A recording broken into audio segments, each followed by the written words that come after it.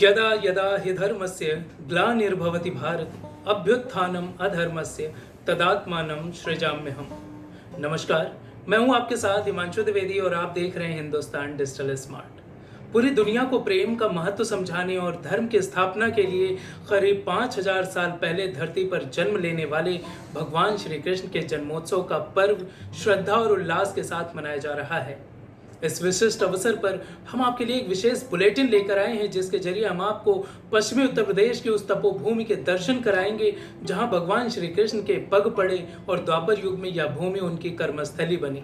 तो आइए बुलेटिन की शुरुआत करते हुए हम आपको सबसे पहले लेकर चलते हैं महाभारत कालीन नगरी हस्तिनापुर की ओर। इसे लीलाधर भगवान श्री कृष्ण की कर्मस्थली माना जाता है। पौराणिक मान्यताओं के अनुसार महाभारत की पटकथा यही लिखी गई थी। दुर्योधन ने पांडवों को सुई की नोक के बराबर भी भूमि देने से मना कर दिया था और इसके बाद से ही युद्ध की चिंगारी भड़क उठी थी। हालांकि यह युद्ध कितना विनाशकारी होगा इसका अंदाजा किसी को नहीं था, बजाय भगवान श्री कृष्ण के। श्री कृष्ण युद्ध की विभीषिका को पहचान चुके थे। ऐसे में उन्होंने युद्ध टालने का अंतिम प्रयास किया। पांडवों के दूत बनकर वह दुर्योधन को समझाने के लिए हस्तिनापुर पहुंचे। वहां उन्होंने दुर्योधन को बहुत समझाया कि वह पांडवों को 5 गांव ही देकर संधि कर ले, लेकिन अहंकार में चूर दुर्योधन ने उनकी सब बातें अस्वीकार कर दी। यहाँ तक कि दुर्योधन ने उनका अपमान किया, उन्हें पकड़कर कारागार में डालने की चेष्टा की। इसके बाद श्री कृष्ण ने दुर्योधन को झिड़कते हुए कहा था कि हे मूर्ख दुर्योधन, तू मुझे अकेला मान रहा है, इसलिए मेरा तिरस्कार कर रहा है। तू मुझे पकड़ना चाहता है या तेरा अज्ञान है।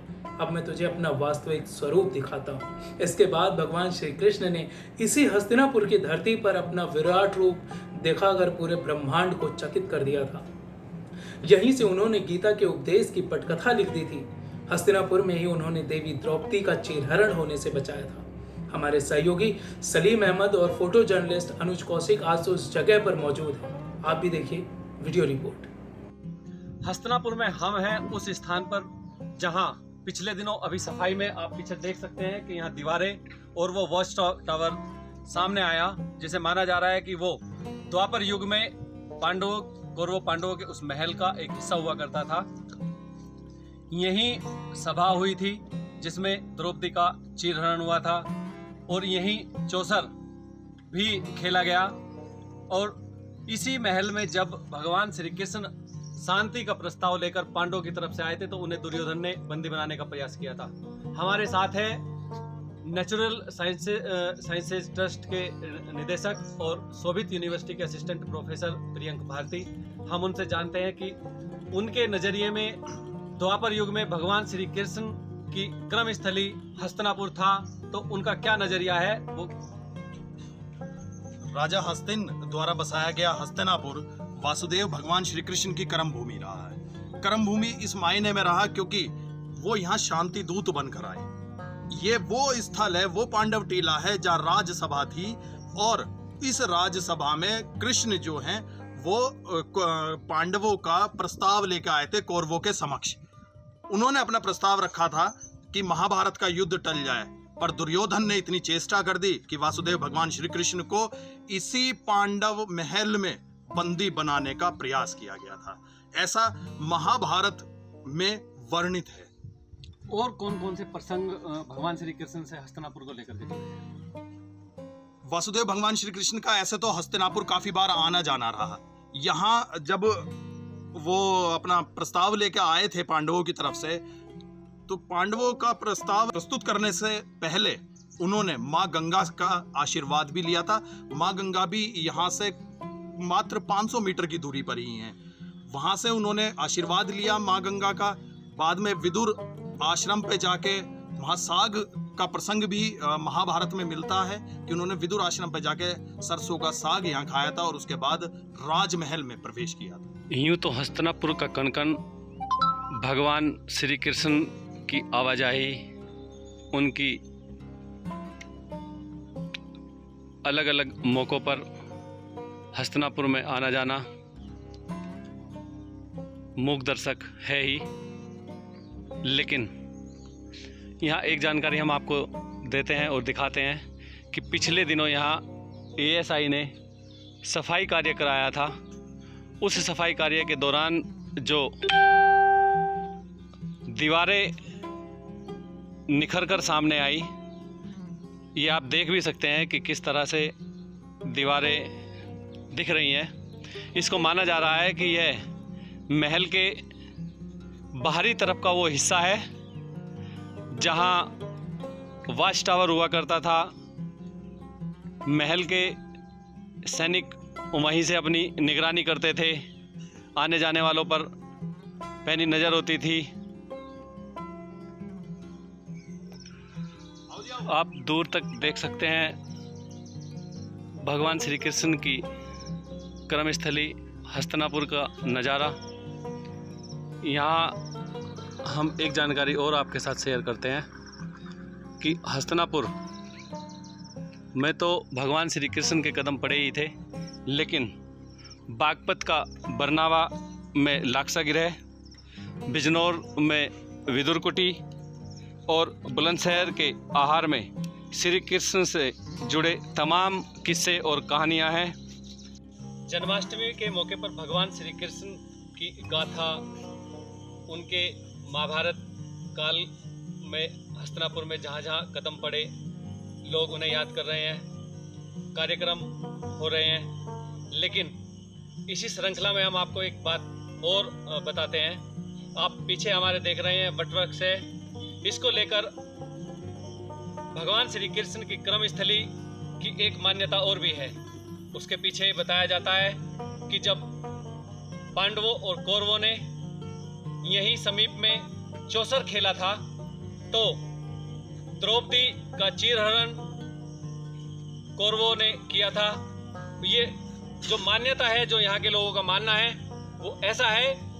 उसके पीछे जो मान्यता है उसके मुताबिक कहा यह जाता है कि यही वह वट वृक्ष है जहाँ भगवान श्री कृष्ण ने द्रौपदी का चीर बढ़ाकर उनकी लाज बचाई थी। भगवान श्री कृष्ण की कर्मस्थली जहाँ महाभारत हुआ था। अहंकार में डूबे दुर्योधन ने जब भगवान श्री कृष्ण पांडवों की ओर से संधि का प्रस्ताव लेकर आए थे तो उन्हें बंधक बनाकर कारागार में डालने की कोशिश की थी। यही नहीं, अहंकारी दुर्योधन ने भगवान श्री कृष्ण को शांति प्रस्ताव के बदले बोल दिया था कि वो पांडवों को 5 गांव तो क्या, सुई की नोक के बराबर भी जमीन नहीं देंगे, और जमीन का छोटा सा टुकड़ा देने से भी इनकार कर दिया था। हम आपको लेकर आए हैं द्रौपदी घाट मंदिर, जहां द्रौपदी स्नान करती थी, पूजा अर्चना करती थी। लेकिन इस मंदिर की एक खासियत और भी है। यहाँ वह प्रतिमा हजारों वर्ष पुरानी प्रतिमा स्थापित है जिसमें कौरवों ने द्रौपदी का चीरहरण किया था तो भगवान श्री कृष्ण ने उनका चीर बढ़ाकर उनका मान बचाया था। द्रौपदी घाट के मंदिर में आप देख सकते हैं भगवान श्री कृष्ण के साथ ही दूसरी तरफ माता कुंती की प्रतिमा स्थापित है, और इस हजारों वर्ष पुरानी प्रतिमा को देखिए जिसमें कौरव द्रौपदी के चीरहरण की कोशिश कर रहे हैं, लेकिन भगवान श्री कृष्ण द्रौपदी के चीर को बढ़ाकर उसके मान को बचा रहे हैं। हमारे साथ है द्रौपदी मंदिर की महंत बेगमती जी।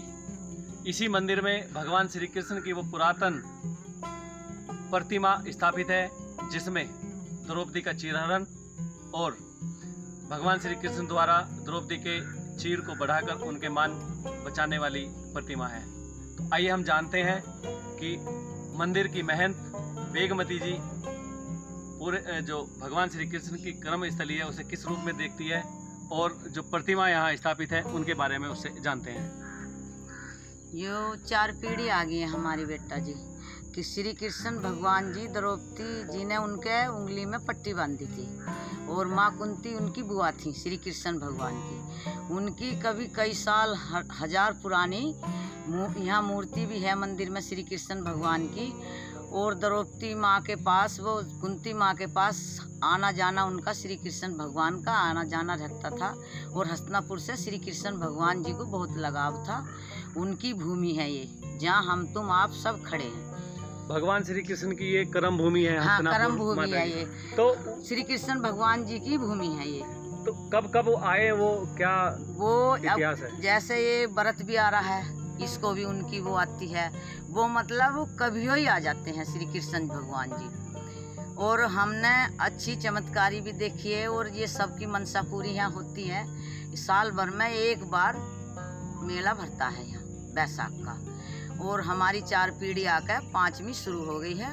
और श्री कृष्ण भगवान जी कभी ही यहाँ, मतलब वैसे तो नहीं सरेआम, पर उनकी शक्ति परछाई यहाँ पे घूमती है। महाभारत युद्ध तय हो चुका था, लेकिन इससे पहले कौरवों और पांडवों के बीच शय और मात का खेल चल रहा था। 5000 साल पुराने इस दांवपेच के साक्ष्य आज भी मेरठ से 35 किलोमीटर दूर बागपत जिले में मौजूद हैं। मामा शकुनी और भांजे दुर्योधन ने मिलकर पांडवों को खत्म करने के लिए यहाँ एक साजिश रची थी। उसने बरनावा में लाख का एक महल बनवाकर पांडवों को उसमें जलाने की योजना बनाई थी। इसी गृह को लाक्षागृह कहा जाता है। हालांकि तब महात्मा विदुर ने अपनी सूझबूझ और नीतियों से पांडवों की जान बचाई थी। महात्मा विदुर की समझदारी के कारण महल में आग लगने से पहले ही पांडव एक गुप्त सुरंग से भागने में सफल रहे थे। यह सुरंग आज भी हिंडन नदी के किनारे जाकर खुलती है। पौराणिक ग्रंथों में इस जगह का उल्लेख वारणा व्रत के नाम से मिलता है। भारतीय पुरातत्व सर्वेक्षण विभाग की ओर से किए गए उत्खनन में यहाँ से बहुसांस्कृतिक सभ्यता के प्रमाण मिलने की पुष्टि हो चुकी है और अब इसे राष्ट्रीय धरोहर घोषित किया जा चुका है। यहाँ पर आप पुराने अवशेष देखेंगे जो 5,500 पहले महाभारत काल की वो जो घटना घटी थी। लाख का घर बनाया और पांडवों को जलाने की कोशिश की। वो नीतिकार विदुर जी के प्रयासों से एक सुरंग खोदकर उनको बचा लिया गया। तो ये इतिहास हमारे साथ में ऐतिहासिक रूप से मिलता है कि महाभारत की एक घटना के हम साक्षी हैं। आते महाभारत काल का है। ये जब इनकी मांग हो रही थी पांडवों की कि राज का कुछ हिस्सा हमें दे दो, तो एक षड्यंत्र के तहत ये दुर्योधन ने इसको ज्वलनशील पदार्थों से यहाँ एक बहुत अच्छा भवन तैयार किया था, लाक्षागृह नाम का। और उसमें इनको भस्म करने के लिए, समाप्त करने के लिए ये षड्यंत्र रचा था। लेकिन किसी कारणवश भगवान की कृपा वे यहाँ से बच निकले। इस अरसे को तकरीबन 5,500 वर्ष हो गए। और इसका उस वक्त में जो है इस गांव का नाम बरनावा का वारणावत था, जो महाभारत में भी आया वारणावत के नाम से। जी। और इसमें एक सुरंग के द्वारा निकले थे।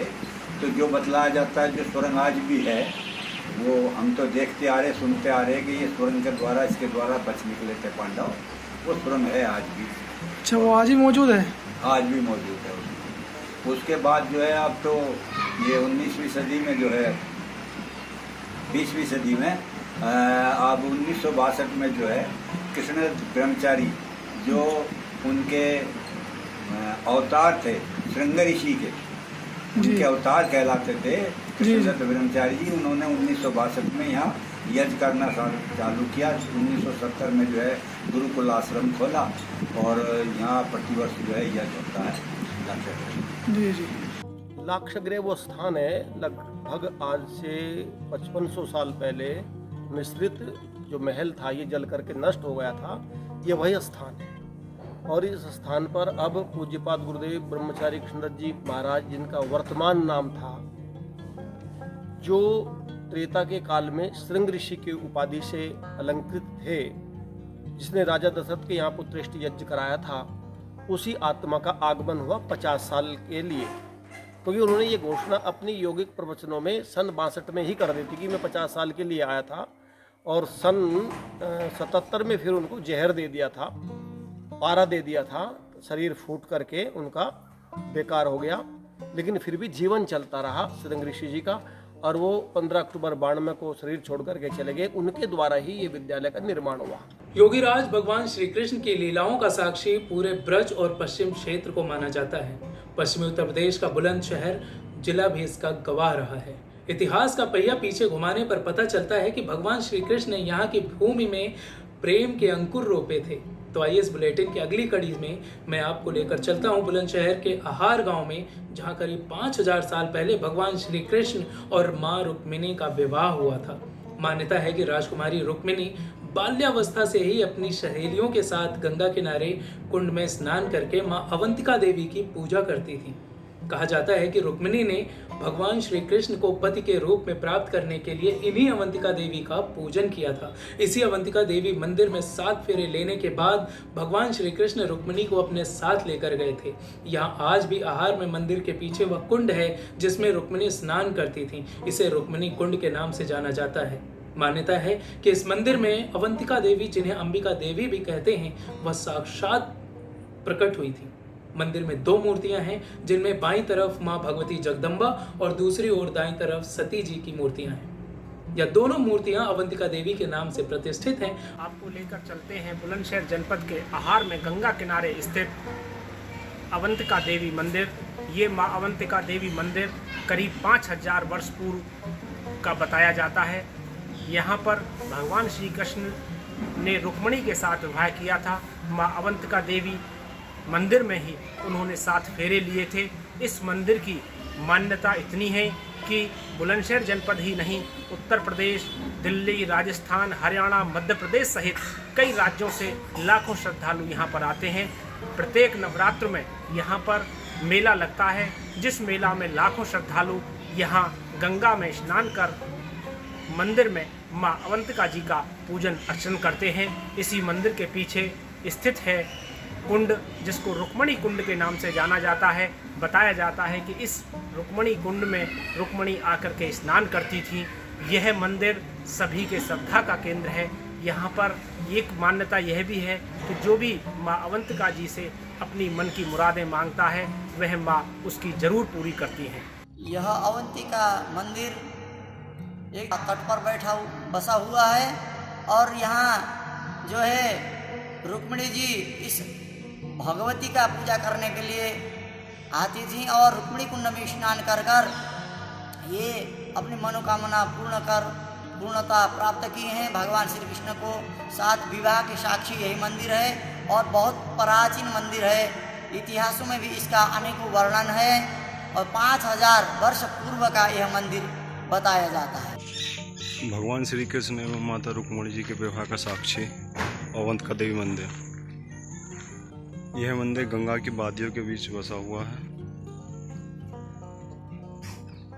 कहा जाता है कि यहाँ सच्चे मन से मांगी गई हर मुराद पूरी होती है। मंदिर में दूर दराज से भी श्रद्धालु दर्शन के लिए आते हैं। इसी मंदिर में माता रुक्मिणी जी ने भगवान श्री कृष्ण को अपने वर के रूप में चुना था, जो विशेष मंदिर की मान्यता और बढ़ गई है।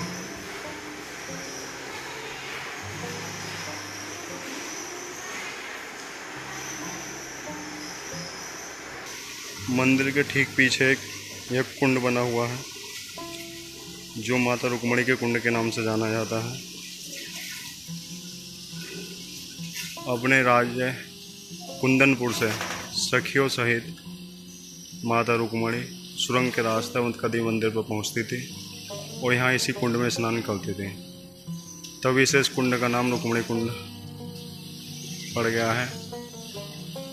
यहाँ प्रतिवर्ष लाखों की संख्या में श्रद्धालु देवी दर्शन के लिए आते हैं। कहा जाता है कि धृतराष्ट्र ने महान नीतिशास्त्री महात्मा विदुर से महाभारत का युद्ध टालने के लिए नीति पूछी थी, लेकिन पुत्र मोह में वह उस नीति को अपना नहीं सके। इसके बाद नाराज महात्मा विदुर ने हस्तिनापुर छोड़ दिया था। ऐतिहासिक धरती बिजनौर में उन्होंने गंगा के किनारे एक टापू पर अपनी कुटिया बना ली थी और यहीं रहने लगे थे। बिजनौर से करीब 10 किलोमीटर दूर यही कुटिया बाद में विदुर कुटी के नाम से प्रसिद्ध हुई। मान्यता है कि महाभारत के युद्ध से पूर्व जब भगवान श्री कृष्ण कौरवों को समझाने में असफल हो गए तो वह कौरवों का 56 भोग ठुकरा कर महात्मा विदुर के पास यहीं आए थे। उन्होंने विदुर के साथ बथुए का साग और मक्के की रोटी खाई थी। आपको यह जानकर हैरत होगी कि महात्मा विदुर की तपोस्थली पर जिस बथुए का साग भगवान श्री कृष्ण ने खाया था वह आज भी 12 माह हरा भरा रहता है। दुनिया में कहीं भी आपको इतने ऊंचे बथुए के पौधे देखने को नहीं मिलेंगे। इस विदुर आश्रम में महात्मा विदुर के पद चिन्ह आज भी संगमरमर पर सुरक्षित हैं। आश्रम से गंगा की धारा लगभग 1 किलोमीटर दूर बह रही है, लेकिन वर्ष में एक बार विदुर की तपोस्थली को स्पर्श करने के लिए माँ गंगा एक बार यहाँ अवश्य आती हैं। ये विदुकुटी स्थान जिला बिजनौर उत्तर प्रदेश ग्राम तारानगर के अंतर्गत गंगा के किनारे विदुकुटी स्थान है। इसकी मान्यता इस प्रकार है कि महात्मा विदुर धर्मराज के अवतार दशरथ के सलाहकार कृष्ण भक्त दासी पुत्र कहलाए हैं। वहाँ से नाराज होकर के हस्तिनापुर से विदुर जी ने इधर झोपड़ी डाली और तपस्या की है। तपस्या इस प्रकार की है कि भगवान श्री कृष्ण इनकी तपस्या से प्रसन्न होकर के इनकी झोपड़ी पर आए और आकर के कहते हैं कि काका मैं आ गया हूँ। विदुर रानी ने प्रेम में केले के छिलके दिए और छिलके खा जाते हैं, इतने मग्न हो जाते हैं। विदुर ने बथुए का साग खिलाया। जैसे कि आप जानते हैं कि दुर्योधन की मेवा त्यागी साग विदुर घर खाई। इस स्थान पर महात्मा विदुर जी ने तपस्या की और भगवान श्री कृष्ण ने आकर के बथुए का साग का भोजन स्वीकार किया है। और ये गांव का जो नाम है ये तारानगर है। तारा मीन्स स्त्री। महात्मा विदुर के पास जो योद्धा मारे जाते हैं उनकी स्त्रियाँ सब आ जाती हैं। गाँव का नाम हो जाता है स्त्रीनगर। स्त्री का पर्यायवाची है दारा से। विद्वान ने विचार किया स्त्रीनगर अच्छा नहीं लगा, इसलिए गांव का नाम रख दिया दारानगर।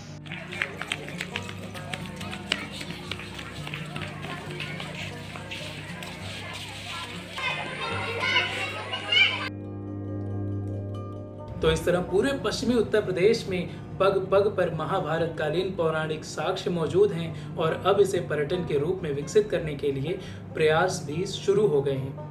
आशा है कि आपको हमारी यह विशेष प्रस्तुति पसंद आई होगी। श्री कृष्ण जन्माष्टमी से जुड़ी अन्य जानकारी परक वीडियो भी आप हमारे चैनल पर देख सकते हैं। फिलहाल के लिए इतना ही। अगले बुलेटिन में फिर होगी मुलाकात। तब तक के लिए आप मुझे दीजिए इजाजत। नमस्कार।